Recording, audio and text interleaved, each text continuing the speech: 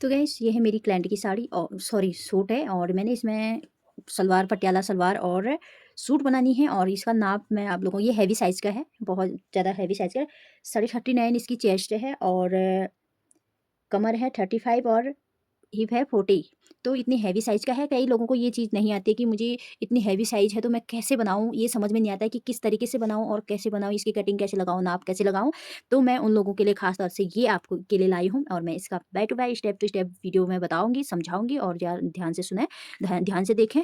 तो मैं इसको पहले खोलती हूँ उल्टा करके।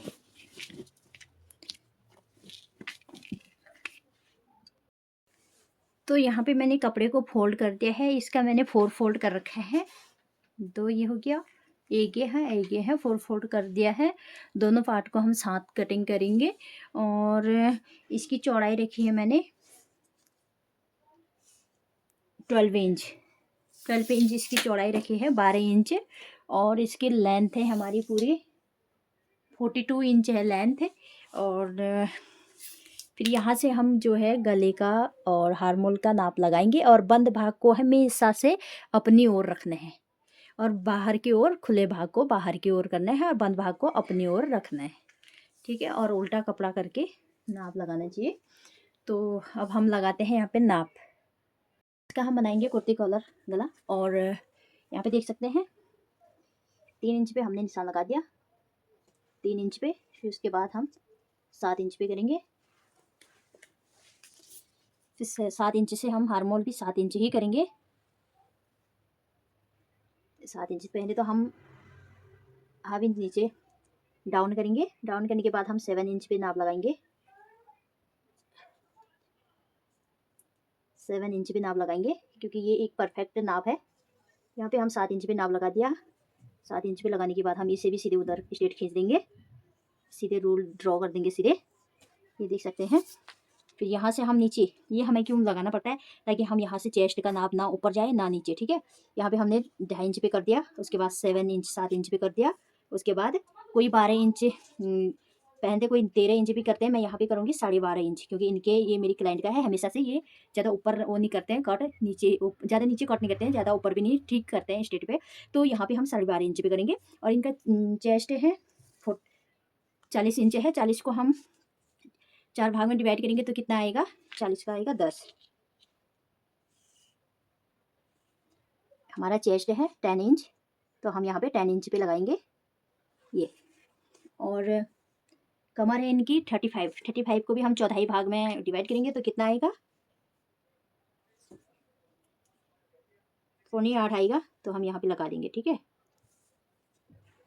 और फिर उसके बाद हमारा हिप है। हिप ही हमारे 40 इंच ही है, तो 40 को हम 10 ही करेंगे, चौथाई 4 चौथाई भाग करके, तो 10 इंच पे लगा देंगे। यहाँ पे 10 इंच पे लगाने के बाद हम यहाँ से रूल, इस लाइन को हम ऐसे ड्रॉ कर देंगे। ठीक है, कुछ इस तरह से ड्रॉ कर देंगे और फिर इसको इंच टेप को उठाने के बाद ऐसे इसको भी हम ड्रॉ कर देंगे। यहाँ ये हो गया हमारा। और उसके बाद यहाँ से हमें करना है 2 इंच आगे मार्जिन के लिए 2-2 इंच छोड़ देंगे। यहाँ पे भी 2 इंच और यहाँ पे भी 2 इंच, 2-2 इंच पे हमने नाप लगाने के बाद फिर हमें इनको भी ड्रॉ कर देना है ऐसे, और इसे भी हम यहाँ ड्रॉ कर देंगे। यहाँ पे हम ड्रॉ कर देंगे। उसके बाद हार्मोल, हार्मोल का हमें क्या करना है, 1/2 इंच पे और 1 इंच पे, ऐसे 1 इंच पे नाप लगा देंगे। उसके बाद रूल ड्रॉ करने के बाद हमें क्या करना है, अगर आप लोगों को मतलब कि ऐसे करके रूल सीधा नहीं आता तो इस टाइप का स्केल ले सकते हैं आप, ये देखिए। तो इसे हम बहुत ही आसानी से इस तरीके से रख के हम यहाँ सेव दे सकते हैं, इस तरीके से सेव दे सकते हैं। और दूसरा भी हम देंगे सेव।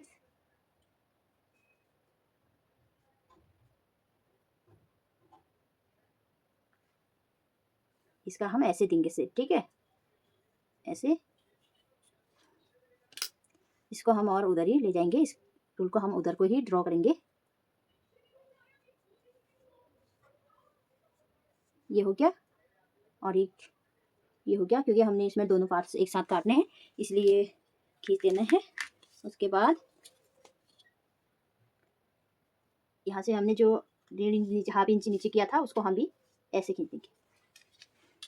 यहाँ से लाइन ड्रॉ कर देंगे डाउन की ओर। आर्म थोड़ा सा डाउन की ओर होना चाहिए ताकि हमारा कंधे में बार बार कपड़ा ऊपर ना हो, इसीलिए। तो हो चुका है मेरा ये फाइनल रूल ड्रॉ हो चुका है। बाकी यहाँ नीचे को लेंथ है तो हम इसको भी नीचे सीधे तो हम अब इसकी करेंगे कटिंग, क्योंकि वहाँ से मेरी जगह नहीं हो रही थी तो मैं इस ओर से आई। इसको मैं लास्ट में कटिंग करूँगी। कटिंग कुछ इस तरह से करेंगे।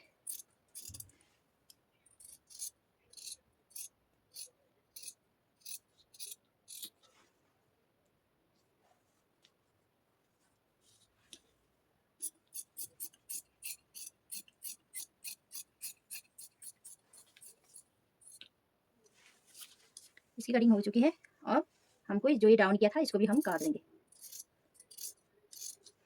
ये हो गया। तो कटिंग करने के बाद हम क्या करेंगे, बैक पार्ट को हम निकाल देंगे। ये है हमारा फ्रंट पार्ट और बैक पार्ट को हम निकाल देंगे। बैक पार्ट को हम निकाल के साइड करने के बाद हम इसको और अच्छी से बराबर तरीके से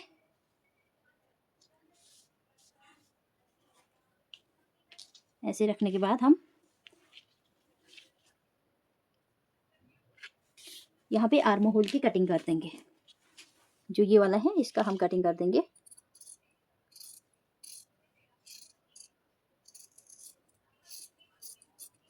ये हो चुका है हमारा आर्म होल की कटिंग। अब हम इसको डार्क करके, इन निशानों को डार्क करके वो कर देंगे। इसको हम फिर पूरा खोलने के बाद यहाँ छाप लगा देंगे।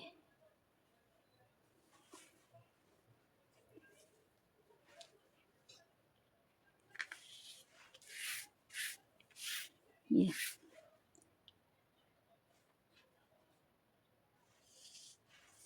हो गया। ये देखिए छाप लगा दिया मैंने, ठीक। फिर छाप लगाने के बाद जो हमारी सिलाई आएगी इसी में आएगी। अब हम इसको भी साइड कर देंगे। उसके बाद हम काटेंगे बाजू की कटिंग करेंगे।